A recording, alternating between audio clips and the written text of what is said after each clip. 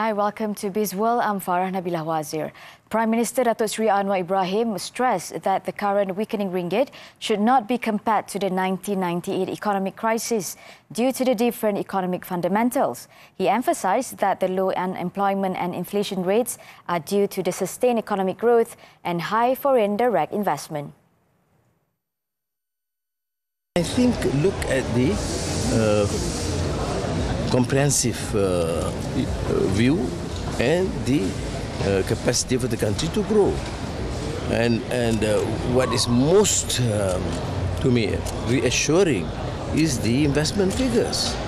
Now, if it is a sign, they always compare to 98. 98, ringgit was down, inflation up, unemployment up, and no investments. Anwar said this after launching the Tun Razak Exchange as Malaysia's international financial hub. The Prime Minister added that Bank Negara will continue to monitor the movement of ringgit following the external factors that also affect the regional currencies.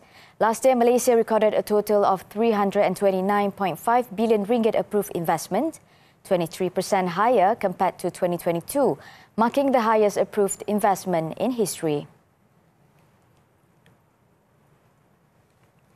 Earlier in his speech, Datuk Seri Anwar announced several incentives for companies relocating their base to Tun Razak Exchange TRX, Malaysia's international financial centre. The incentives include an industrial building allowance, tax exemption on 70% of the statutory income for 5 years for property developers, as well as stamp duty exemption on loan and service for TRX status companies.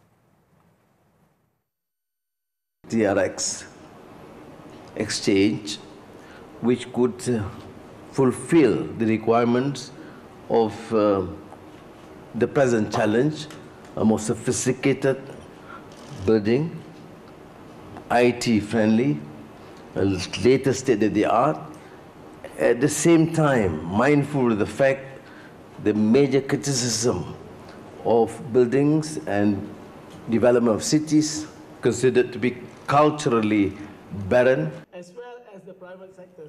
After a decade of development, he said TRX symbolizes Malaysia's aspirations to create a leading global financial district, supporting its ambition to compete on the world stage. Today's launch of TRX also represents a milestone for the government's mission to renew the country's economic and financial architecture through the Madani economy. To remain standing at your seats together with our honourable. Malaysia's inflation in January 2024 remained stable at 1.5%, mirroring the rate recorded in November last year. The steadiness was influenced by decelerated growth across several sectors, notably in the food and beverages F&B sector. The Department of Statistics Malaysia said the F&B segment, which carries a 29.8% weight on the Consumer Price Index, increased at a moderate 2% rate in January. Prices in restaurant and accommodation services saw a more gradual rise of 3.2%, mainly influenced by the main subcategories of beverage preparation and accommodation services. Meanwhile, there was a 2.4% uptick in expenses within the health sector, attributed to the rise in the main subgroup of outpatient care services. Core inflation, meanwhile, climbed at a reduced pace of 1.8%, down from 1.9% in December 2023, surpassing the overall national inflation rate.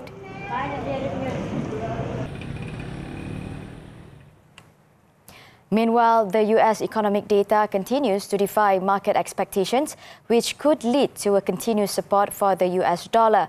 Bank Muamalat Chief Economist Muhammad Afzal Nizam Abdul Rashid said the ringgit is likely to remain lukewarm against the greenback, ranging around 4.77 to 4.78. He also noted that the US initial jobless claims were lower than expected, while manufacturers' sentiment improved in February, marking the second consecutive month above the 50-point level.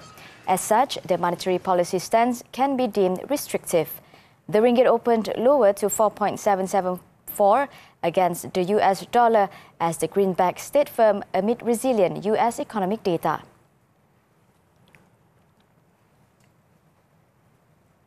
And that's all the time we have for Bizworld. I'm Farah, Nabilah, Wazer. Keep tuning in to TV3.